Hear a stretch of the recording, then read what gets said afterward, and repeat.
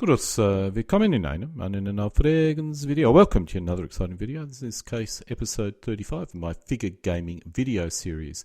In this case, I'll be discussing creating a Napoleonic Prussian army. In this video, I'll be covering how to create a Prussian army which can be used for as many sets of rules as possible. The largest issue a player will face is when they try and build a force mix which can be used for different scales, such as moving from a set of rules where a figure represents 50 men to a set of rules where a figure represents 200 or 250 men, or more accurately, the element represents about 1,000 men. If you make the effort, this is not normally a major issue, as in theory your combat unit of 2 to 3 elements can become a division rather than a battalion comparatively easily.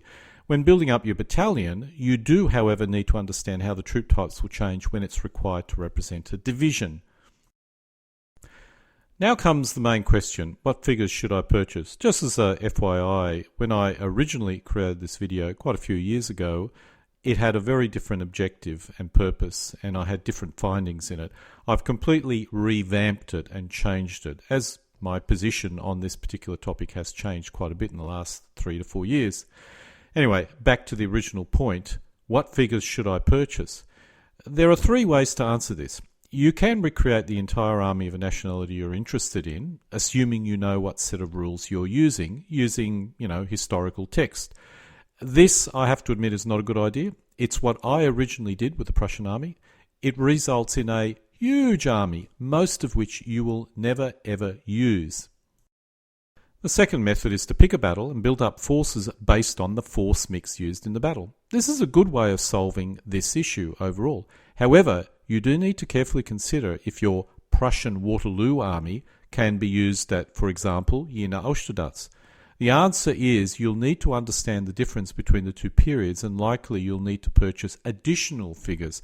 So in 1806, no Landwehr are required, but Fusiliers and Grenadiers are far more common. The final method is to use an army list, of which the best I have is an old WRG army list designed for comps. DBN also has an army list which can be used, but as DBN assumes a force mix of 12 elements per side, it's not going to help if you're going to use them for another set of rules. The issue with WRG is it's designed for a player to command no more than the corps. So such a force mix, can you use such a force mix when you move to a scale where you're commanding several corps? In order to allow this force mix to change scale, you need to carefully design it and need to be aware of the ramification of changing scale. But for the bulkier troops, it will work. A hussar regiment of 3 elements becomes 3 regiments of 1 element each when you shift up a scale, for example. The first issue you need to deal with if you change scale is when you build up full elements, some rounding will be required. The other issue is some troop types do not scale up. When dealing with elite troops such as guards, always err on the side of the minimum forces, as at 50 men per figure, you could field 6 elements in a battle, but when you move to 250 men per figure or 1,000 men per element, this drops to probably no more than 1 element. This shows a possible infantry force mix, in this case covering the first half of the infantry forces. The high quality troops on the left will be used far less if you're going to a higher scale set of rules, such as if you were using 200 to 250 men per figure, or 800 to 1,000 men per element. But as the numbers are low, okay, it's not a major issue and you can live with it. The troops on the right can easily scale up. You can always expect that they will be useful irrespective of the scale you use. The only possible exception is skirmish. When you start getting to element sizes that are, let's say, 1,000 men per element, or 200 to 250 men per figure, you're probably not going to be fielding many skirmishes, if any. Let's look at the second bunch of infantry elements as part of this army list that I'm showing. As this is an 1812 to 15 Prussian army, the bulk of your army, or at least half of the infantry, is going to be Landwehr. There are no issues with scaling up in this place. Your Landwehr battalions become regiments or even brigades. You'll not be able to use these troops if you're refighting 1806 battles, so you need to consider that, and also consider what other troops you need to purchase to fill that gap, because you're not fielding the Landwehr. The light artillery is based, or the artillery is based on the number of regular line infantry elements you deploy, at least according to WRG army lists. 1 gun per 6 elements of line infantry. As the minimum number of line infantry elements is 36, you'll probably deploy 6 elements of artillery and probably no more in a typical WRG scale game.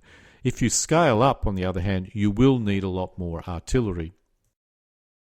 When considering basing, as the army list that I'm using only shows numbers of figures, one minor issue I had is what does the Landwehr cavalry represent, or how is it based? I'm assuming medium cavalry, which is based on another set of rules, thus the basing will be 3 figures per base. This basing also applies to dragoons and cuirassiers, but the hussars and uhlans could skirmish, then 2 per element is probably what their basing will be. Mounted Jager is obviously skirmishing, thus 2 per element. Players with more experience with WRG rules may have a more definitive answer, but I always used to wonder if I got this wrong in all my games. It's also been quite a few years since I've played a game of WRG, so I may have known this more certainly, let's say 20 years ago, but it's something that has puzzled me a bit as I've gone through the army list. Anyway, this is a side issue that's not particularly important. The only significance of that is that it affects the number of elements that you deploy. This shows the maximum cavalry force that you would probably need. If you decide to mount the hussars and uhlans 3 to a base, reduce the number of elements accordingly.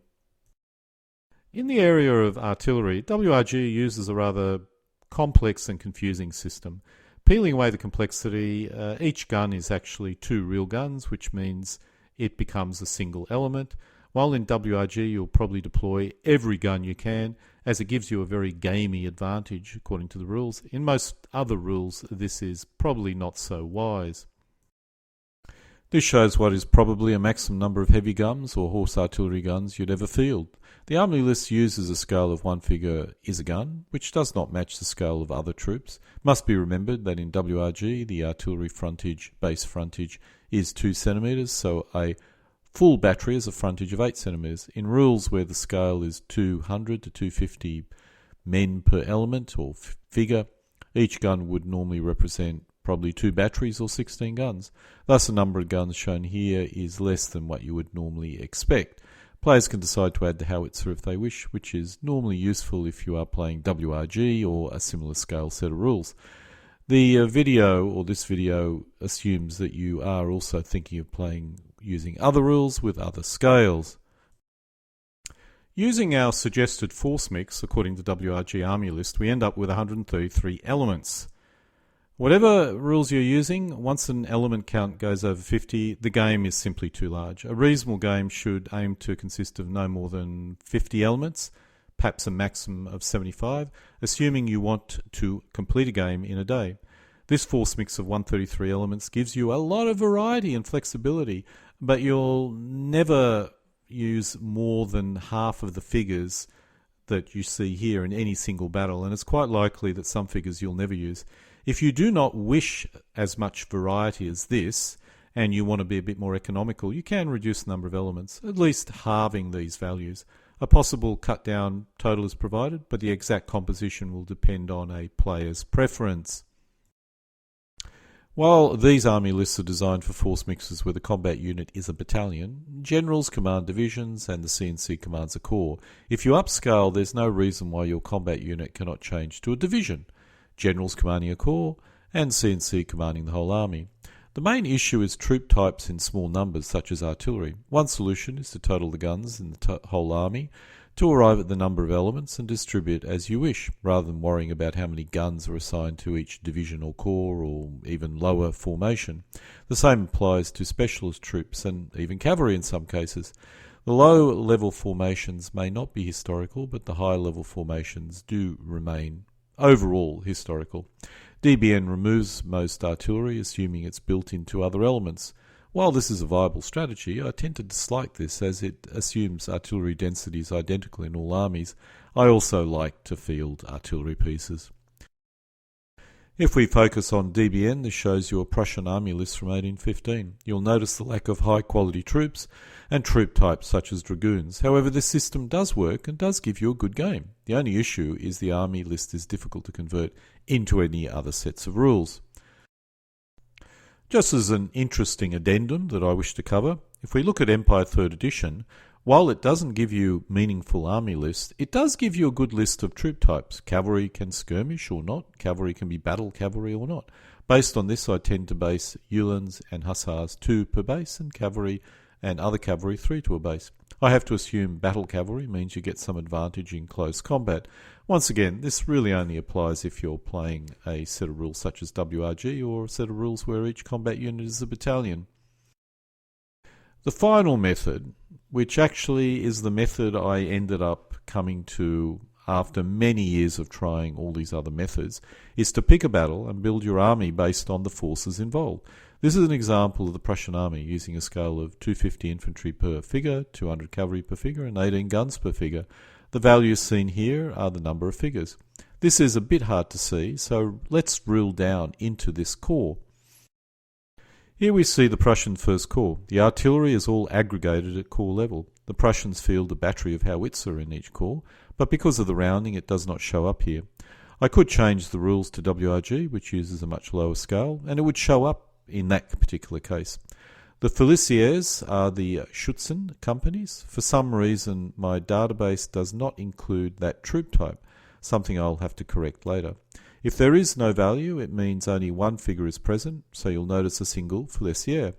The Arger is in the 1st Brigade, or the Arger in the 1st Brigade do not show up, once again due to the rounding. Each brigade consists of about 5 elements of line infantry and 2 to 3 elements of Landwehr. To reflect the Schützen company, I would round up to 1 to a full element for the 1st and round down for the 3rd. 2 brigades containing 1 Jager element and the 4th containing no light or skirmish elements, basically is what would occur in that case. For the cavalry, a player would probably round up and round down to obtain full elements as required, but the 1st Cavalry Brigade would consist of 1 element of Uhlans, 1 element of Hussar, and 1 to 2 elements of Dragoons.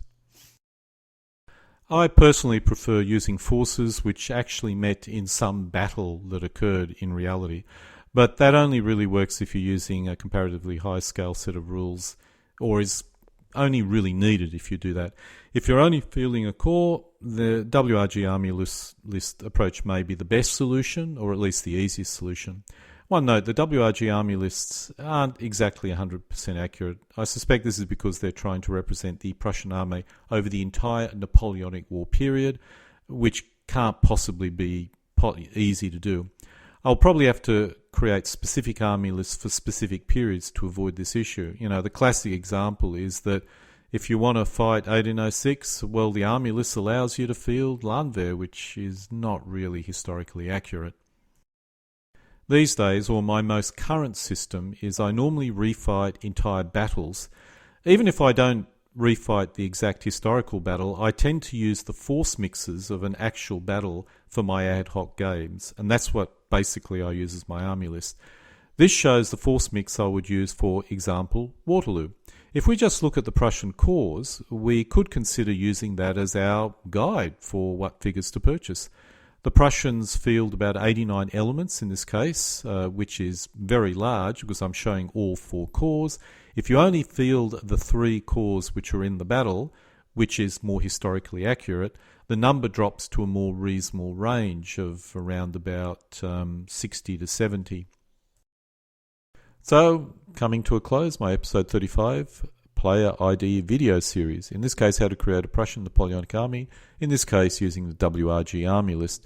I hope it kind of assists players who are thinking of getting to the hobby and do not know where to start. It has taken me several decades to work out what I really need, rather than the 500 elements of Prussians I ended up painting and basing, and most of which I never use. I'll have to admit that this is very much something that is changing with time.